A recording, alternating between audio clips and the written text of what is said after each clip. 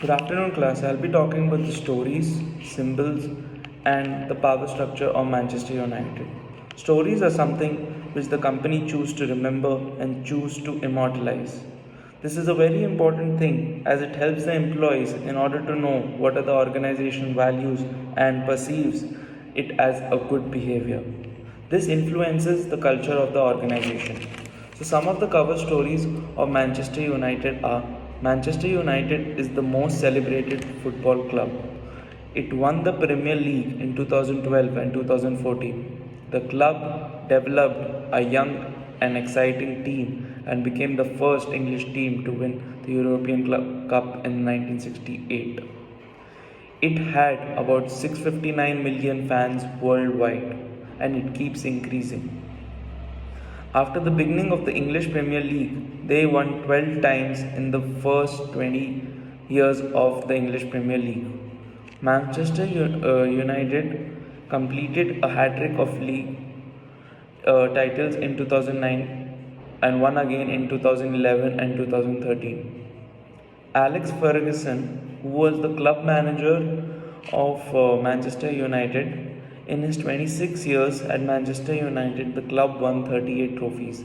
This talks about how well he was in the organization and what role he played and how he had got Manchester United to a success. So his role can be of great value, and for the future managers as well, they can look up to Alex Ferguson in order to meet and help the club grow. Now I'll be talking about the symbols. So as we see, the color and of Manchester United is red and white. The club badge features a trident representing the club's nickname, the Red Devil. Trafford Stadium is one of the most iconic and historic stadiums in football. And when there was a protest which was going on against the Glazers family's ownership, the spectators and the fans were not happy with the ownership. So they came up with the symbol of green and golden scarves, which they wore it at the stadium, swapping from their red scarves.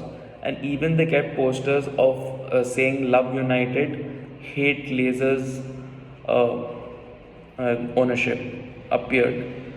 So these two symbols of the green and golden scarves and the posters talks about the love and the spectators' love towards the brand as well as towards football. Lastly, I'll be talking about the power structure. So, as we see, the power structure has changed quite a lot during this time. Traditionally, it was run by a private company by the Edwards family, and then they had to strategically shift in order to raise funds for ground improvement and improving the success of by the top players. So they went public at the London Stock Exchange. So there was a quite a shift on the hierarchy. There was a first dictatorship, then it had come towards an hierarchical organization where that gone public, and the major stakeholders were the financial institutions.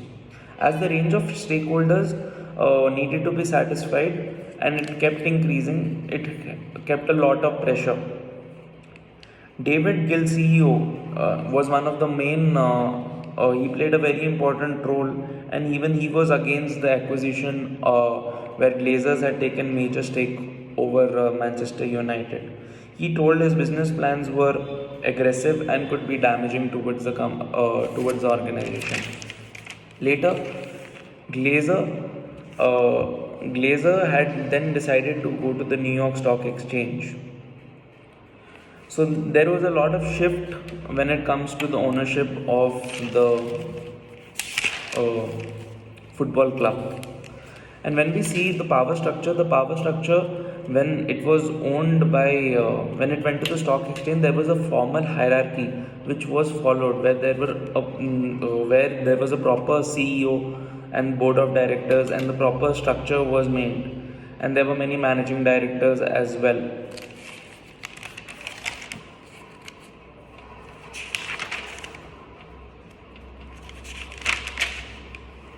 Lastly, when the ownership was owned by the Edwards family and as well as by lasers, the it became a very political organization in a way where the decisions were largely based out of the influence rather than proper procedures or pure logical grounds.